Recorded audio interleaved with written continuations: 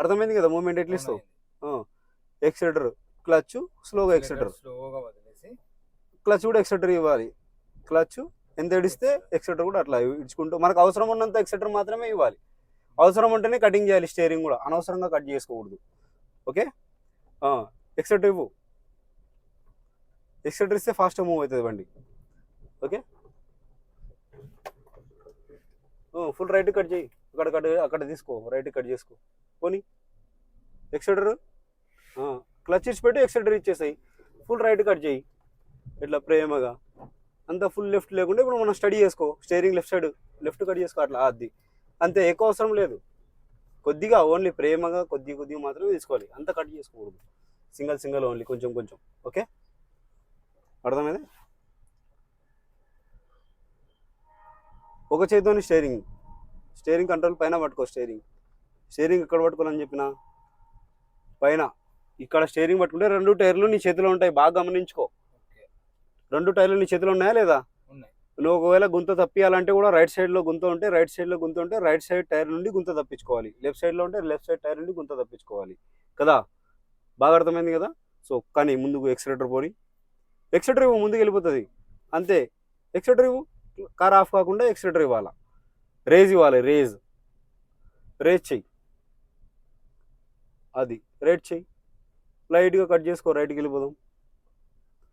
Very good, cut చేయి, full cut చేయి, tension ఎందుకు. పోనీ ఎక్సలేటర్ ఇవ్వు, స్టడీ చేసుకో, వెంటనే స్టడీ చేసుకోవాలా. రైట్ కట్ చేస్తేనే వెంబడే స్టడీ చేసుకోవాలి కారు అట్లా. Very good.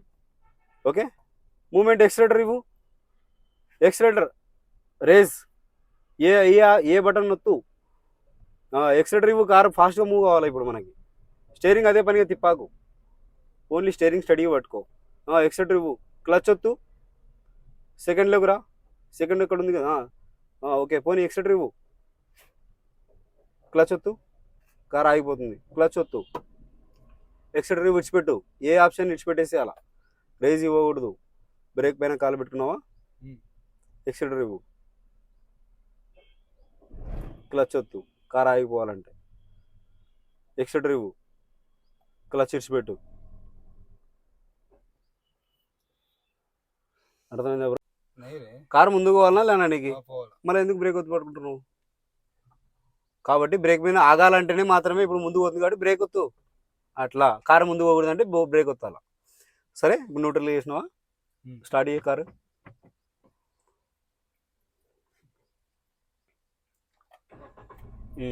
క్లచ్ వదులు,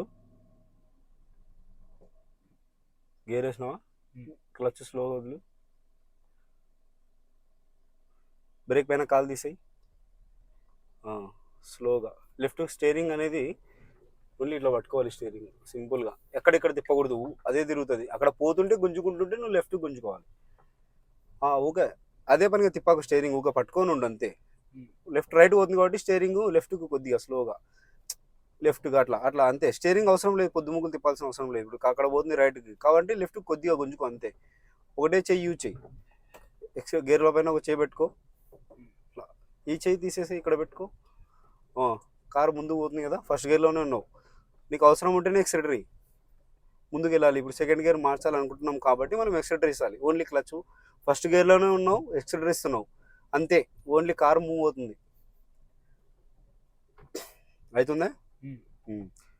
ఫ్రీయేనా?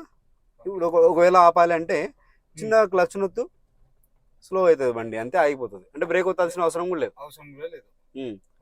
కార్ ఆఫ్ కాకుండా ఉండాలంటే మనం క్లచ్ ఒత్తి పట్టుకోవాలి. బ్రేక్ వేయాలి అంతా క్లచ్ లోనే ఉంది. క్లచ్ మూవ్ కావాలంటే క్లచ్, స్లో కావాలన్నా కూడా క్లచ్. అర్థమైందా? ఇప్పుడు రివర్స్ వేసుకో, క్లచ్ గట్టిగా వద్దు, బాడీ తగులుకునేలాగా వద్దు. ఇప్పుడు న్యూట్రల్ గుంజుకో, సక్క గుంజుకో, అట్లా ఓన్లీ. ఇప్పుడు ఎట్లా గుంజకూడదు. ఇప్పుడు ఫస్ట్ గేర్లోనే ఉన్నావు కదా, ఇక్కడనే ప్రెస్ చేసి ఇట్లనే న్యూట్రల్ తీసుకోవాలి స్మూత్గా. అర్థమైంది కదా? ఇప్పుడు ఫస్ట్ గేర్లో ఉండి ఇట్లా న్యూట్రల్ చేయకూడదు, ఇట్లా రివర్స్లోకి రాకూడదు. న్యూట్రల్లో ఉన్నావు, ఇప్పుడు నువ్వు ఫస్ట్లో ఉన్నావు, మళ్ళీ న్యూట్రల్కి వచ్చేసి ఇప్పుడు మనం రివర్స్ వేసుకోవాలి. న్యూట్రల్లో ఉంది బండి, రివర్స్ వేసుకోవాలి అట్లా. అర్థమైందా? ఓకే, ఇప్పుడు రివర్స్ వస్తున్నావు. రివర్స్ రావాలంటే ఫస్ట్ సైడ్ మిర్రర్లో చూసుకోవాలి నీ బాడీ ఎంత కానొస్తుంది. ఇప్పుడు నీకు ఇక్కడ స్లోగా క్లచ్ చూడు రివర్స్ వెళ్ళిపోతున్నాం మనం ఇప్పుడు. ఓకే పోనీ స్లోగా చూడు. ఏమేమి వాడుతున్నావు ఇప్పుడు నువ్వు? నేను క్లచ్ వాడుతున్నా. ఓన్లీ క్లచ్ ఒక్కటి వాడుతున్నావు. Only clutch. ఆ? Only clutch. రైట్ కట్ చేసుకో కొద్దిగా. రైట్ అంటే ఇటు సైడ్. అట్లా పోనీ క్లచ్ ఇచ్చి పెట్టు, బ్యాక్ సైడ్ వెళ్ళిపోతుంది కారు. పోకుంది కాబట్టి కొద్దిగా ఎక్సెటర్ ఇస్తే మళ్ళీ వెనక్కి పోతుంది కారు. అట్లా ఎక్సెటర్ ఇవ్వు. అట్లా అది very good, very good, very good. పోనీ పోనీ ఇంకా పోవాలి. పోనీ అర్థమైందా? సైడ్ మిర్రర్ సెట్ చేసుకో. సెట్ కాలేదా? టైర్ కానొస్తుందా నీకు? బాడీ కానవట్లేదు. బాడీ కానొస్తుంది కదా, కొంచెం పైకి రావాలా. అక్కడ అక్కడ అది ఉంటుంది స్టెప్, రైట్ సైడ్లో తిప్పు, రైట్కు తిప్పు బటన్, కొద్దిగా పైకి లేపు. అంటే పైకి అంటే ముందుకు పోతాలి. అది కింది కంటే డౌన్ అయిపోతుంది. అట్లా లెఫ్ట్ అంటే మనం లెఫ్ట్ సైడ్కి వస్తుంది, రైట్ అంటే రైట్కి వెళ్ళిపోతుంది. మనకి ఎట్లా కావాలంటే అట్లా అడ్జస్ట్మెంట్ అవుతుంది అది. Okay ready? సో ఇప్పుడు అర్థమైంది కదా, క్లచ్ మూమెంట్ అర్థమైందా? క్లచ్ వదిలితే ముందు పోతుంది, ముందుకు పోతుంది. క్లచ్ వస్తున్నామంటే స్లో అవుతుంది. స్లో అవుతుంది. అట్లా మనం గేర్లు వేయాలంటే క్లచ్ వాడాలా. అవసరం ఉంటేనే క్లచ్ వాడదాం, లేదంటే లేదు. ఓకే